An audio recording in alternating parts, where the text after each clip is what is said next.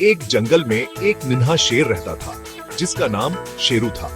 शेरू बहुत मासूम था और सबके साथ दोस्ती करना चाहता था, लेकिन जंगल के जानवर इससे डरते थे क्योंकि वो शेर था।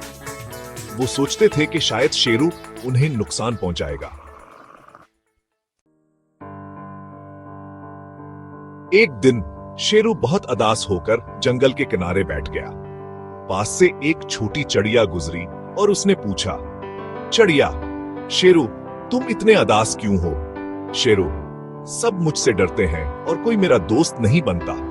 चिड़िया, अगर तुम उनकी मदद करोगे और उनके साथ अच्छा रवैया रखोगे तो सब तुमसे दोस्ती करेंगे।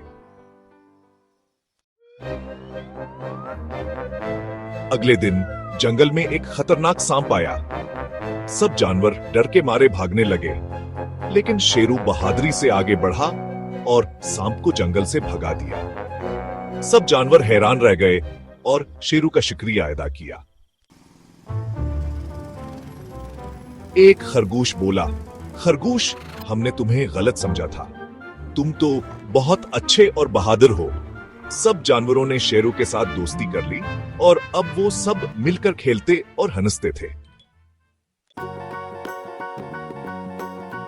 कहानी का सबक, जाहिर पर यकीन ना करें और दूसरों के साथ अच्छा सलूक करें। दोस्ती मोहब्बत और भरोसे से बनती है।